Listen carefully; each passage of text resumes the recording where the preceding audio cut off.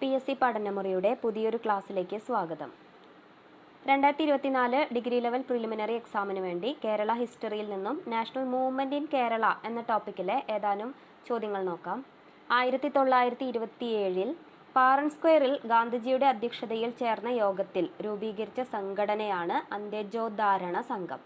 ശ്രദ്ധിക്കുക, 1927 പാറൻ സ്ക്വയറിൽ ഗാന്ധിജിയുടെ അധ്യക്ഷതയിൽ ചേർന്ന യോഗത്തിൽ രൂപീകരിച്ച സംഘടനയാണ് അന്ത്യോദാരണ സംഘം.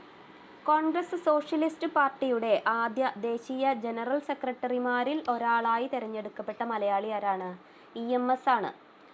കോൺഗ്രസ് സോഷ്യലിസ്റ്റ് പാർട്ടിയുടെ ആദ്യ ദേശീയ ജനറൽ സെക്രട്ടറിമാരിൽ ഒരാളായി തിരഞ്ഞെടുക്കപ്പെട്ട മലയാളിയാണ് EMS.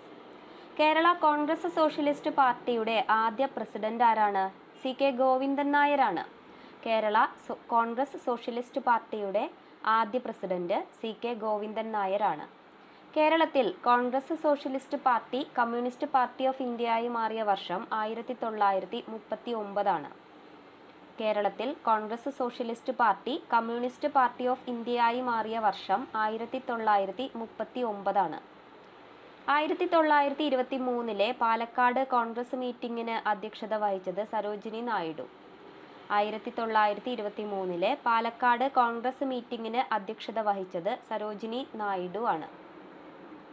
1919 രൂപീകരിച്ച സിവിക് റൈറ്റ്സ് ലീഗിന്റെ നേതാവാരായിരുന്നു? EJ John. ശ്രദ്ധിക്കുക, 1919 രൂപീകരിച്ച സിവിക് റൈറ്റ്സ് ലീഗ് എന്താണ്? സിവിക് റൈറ്റ്സ് ലീഗിന്റെ നേതാവാരായിരുന്നു? EJ John. കേരളത്തിലെ ഖിലാഫത്ത് കമ്മിറ്റിയുടെ ആദ്യത്തെ പ്രസിഡന്റ് കട്ടിലശ്ശേരി മുഹമ്മദ് മൗലവി. കേരളത്തിലെ ഖിലാഫത്ത് കമ്മിറ്റിയുടെ ആദ്യത്തെ പ്രസിഡന്റ് കട്ടിലശ്ശേരി മുഹമ്മദ് മൗലവി. കേരള ഖിലാഫത്ത് കമ്മിറ്റിയുടെ ആദ്യത്തെ പ്രസിഡന്റ് കട്ടിലശ്ശേരി മുഹമ്മദ് ആണ്. കേരള ഖിലാഫത്ത് കമ്മിറ്റിയുടെ ആദ്യ പ്രസിഡന്റ് ആരാണ്? കട്ടിലശ്ശേരി മുഹമ്മദ് മൗലവി ആണ്. കേരളത്തിൽ ഉപ്പ് സത്യാഗ്രഹത്തിന് വേദിയായ പ്രധാന സ്ഥലം പയ്യന്നൂരാണ്. കേരളത്തിൽ ഉപ്പ് സത്യാഗ്രഹത്തിന് വേദിയായ പ്രധാന സ്ഥലമാണ് പയ്യന്നൂർ. കേരളത്തിൽ ഉപ്പ് സത്യാഗ്രഹത്തിന് നേതൃത്വം നൽകിയ വ്യക്തി K കേളപ്പനാണ്.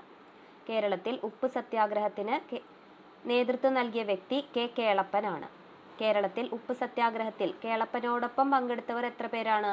32 പേരാണ്. കേരളത്തിൽ ഉപ്പ് സത്യാഗ്രഹത്തിൽ K കേളപ്പനോടൊപ്പം പങ്കെടുത്തവർ എത്ര പേരാണ്? 32 പേരാണ്. K കേളപ്പൻ അറസ്റ്റ് വരിച്ചതിന് ശേഷം ഉപ്പ് സത്യാഗ്രഹത്തിന് നേതൃത്വം നൽകിയതാരാണ്? മൊയ്യാരത്ത് ശങ്കരനാണ്.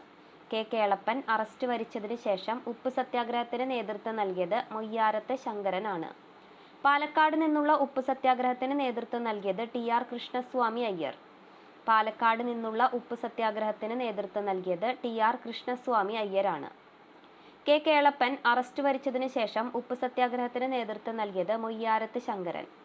K കേളപ്പൻ അറസ്റ്റ് വരിച്ചതിന് ശേഷം ഉപ്പ് സത്യാഗ്രഹത്തിന് നേതൃത്വം നൽകിയത് മൊയ്യാരത്ത് ശങ്കരൻ.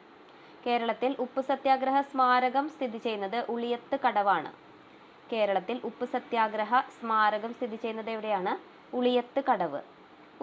ഉപ്പ് സത്യാഗ്രഹത്തെ തുടർന്ന് നിരാഹാരം നടത്തി മരണപ്പെട്ട സത്യാഗ്രഹിയാണ് കുഞ്ഞിരാമൻ അടിയോടി.